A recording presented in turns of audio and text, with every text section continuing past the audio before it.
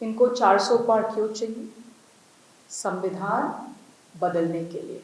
क्यों संविधान बदलना है? आरक्षण हटाने के लिए। और इसका जो सबूत हमने देखा है, और ये जो लोग बोल रहे हैं कि संविधान बदलना है, वो छोटे मोटे कार्यकर्ता नहीं है बीजेपी की।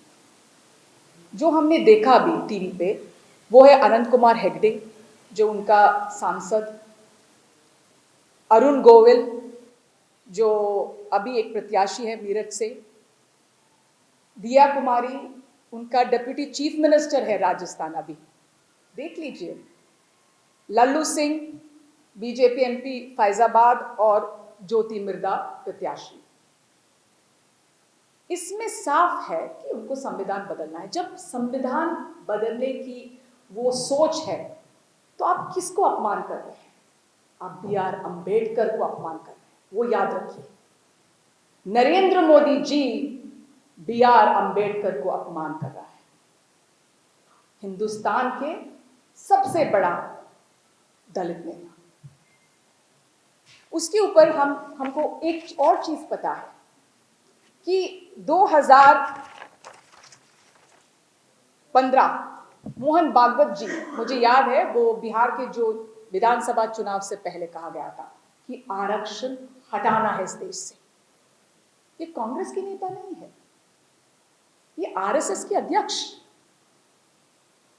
उसके बाद 2017 में आरएसएस का दूसरा प्रभारी मनमोहन वैद्या ने वही कहा, आरक्षण हटाना है। उसके बाद उनके एक बड़ा नेता सीपी ठाकुर ने कहा है आरक्षण हटाना है। और 2021 में जयराम ठाकुर, पूर्व मुख्यमंत्री, ने कहा है आरक्षण हटाना है। कभी भी आपने सुना नहीं होगा कोई कांग्रेस नेता ने यह कहा है। कांग्रेसी को एक ही चाहिए, आरक्षण देना। और मेरे जो नेता राहुल जी ने कहा, हमने वो 50% से ऊपर देंगे, हम संविधान को संशोधन करेंगे, क्योंकि इस देश में अन्याय है। आपको पता है कि जो पिछड़े वर्ग, अनुसूचित जनजाति, अनुसूचित जाति इस देश में 70% से ज्यादा है। लेकिन जब हम देखते हैं कि जिन जैसे केंद्र सरकार में जो सेक्रेटरीज है, 90 सेक्रेटरीज है, उसमें 3 ही ओबीसी है और 4 एससी एसटी है, जो अनुसूचित जनजाति और अनुसूचित जाति है। और भी है, जो केंद्र के जो यूनिवर्सिटीज है, उसमें 45 यूनिवर्सिटीज में एक दलित वाइस चांसलर, एक आदिवासी वाइस चांसलर और 5 पिछड़े वर्ग के वाइस चांसलर। आईआईटी, जो देश के एक बड़ा सा यूनिवर्सिटी है, इस देश में मशहूर है, उसमें जो टीचर्स है, वहां प्रोफेसर्स है, 2% है ओबीसी एससी एसटी। आईआईएम में 5 है टीचर्स, प्रोफेसर्स है। और आपको मैं एक और चीज आज बता रही हूं, जो बैंक्स है, यहां पब्लिक सेक्टर बैंक्स है, उसमें जो सीनियर ऑफिसर्स है 11,310 है, उसमें बस 2000 ही ओबीसी एससी एसटी। आप देख लीजिए, जो टॉप 50 कंपनीज होता है हमारे देश की, उसमें स्टॉक एक्सचेंज का जो टॉप 50 कंपनीज में, उसमें 0 है, 0 ओबीसी नहीं है, एससी एसटी नहीं है, कोई भी है। और दूसरी बात आपको मैं सुनना चाहती हूं कि जो मनरेगा में जो काम कर लिए जाते हैं, उसमें 75% ओबीसी एससी एसटी होती है। जो सफाई कर्मचारी होती है, उसमें 80% पिछड़े वर्ग, अनुसूचित जाति, अनुसूचित जनजाति। और जो मैनुअल स्कैवेंजर है, जो नाले जाके साफ करते हैं, उसमें 100% है ओबीसी एससी एसटी। तो देखो, ये भेदभाव देखो आप इस देश में, ये आप समझ रहे हैं? इसीलिए मेरा नेता राहुल जी हर वक्त हर समय इसके बारे में बात कर रहे हो।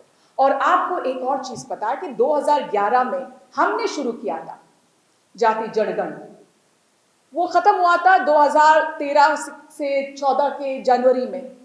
तो उस टाइम जो उसका परिणाम आया था हम रिलीज नहीं किया क्योंकि सरकार बदली।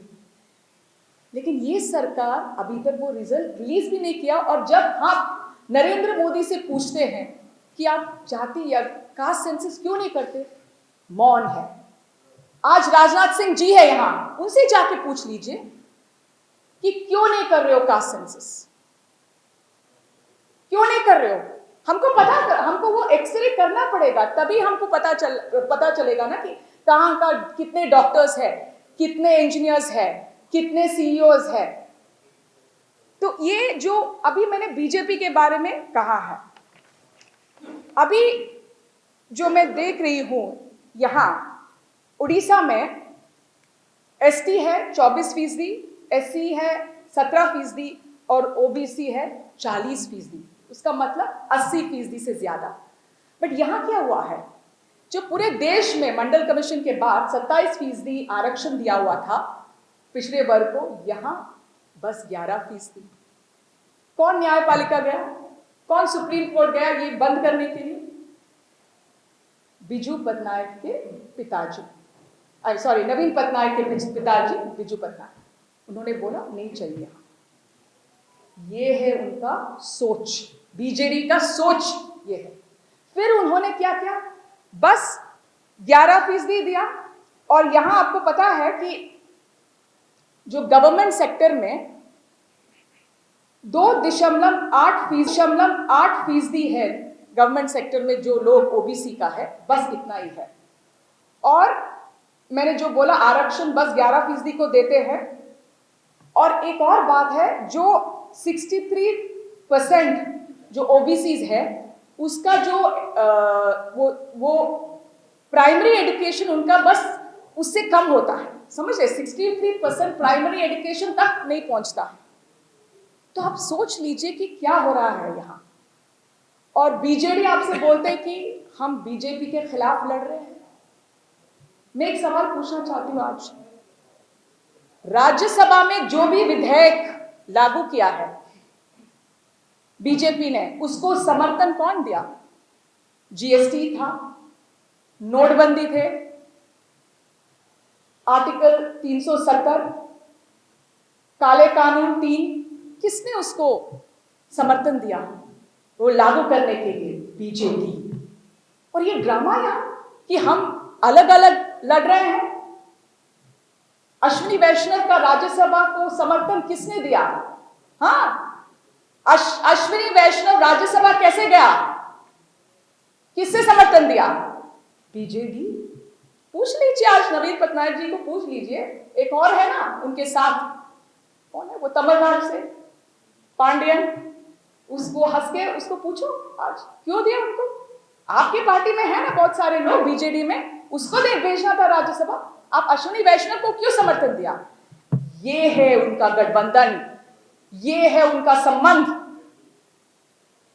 और इसमें जो और भी चीज मैं कहना चाहती हूं कि यहां एक ये फॉरेस्ट एक्ट है एफएसए, जो ये बदलना चाहते हो, इसको कमजोर करना चाहते हो। कांग्रेस पार्टी क्लियरली बोल रहे हो कि ये हम कमजोर कभी नहीं करेंगे, हम इसको और मजबूत करेंगे। और मुझे आज एक चीज दिखाना है, मेरे जो न्याय पात्र है मैं लेके आई हूं यहां, इसमें पूरे लिखा हुआ है। आप बीजेपी से पूछो, इसमें उनके न्याय पत्र में है ये, जो हमने कहा गया है कि हम 50% से ऊपर करेंगे आरक्षण,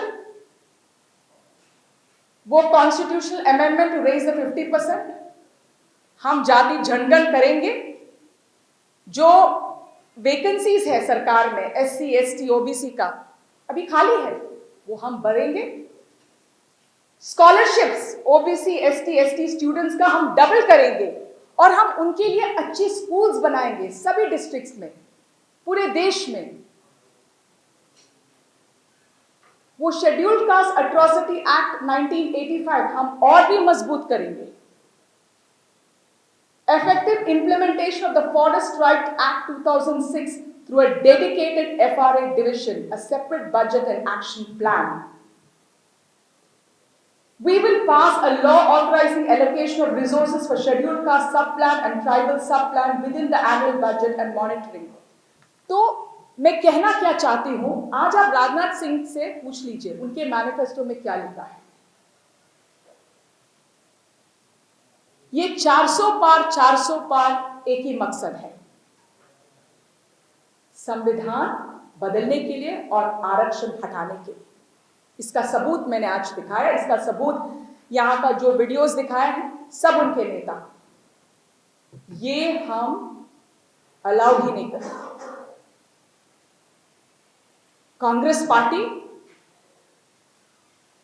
ओबीसी के साथ है, अनुसूचित जनजाति और अनुसूचित जाति के साथ है, और इस आरक्षण हटाने के लिए हम कभी नहीं अलाउ करेंगे।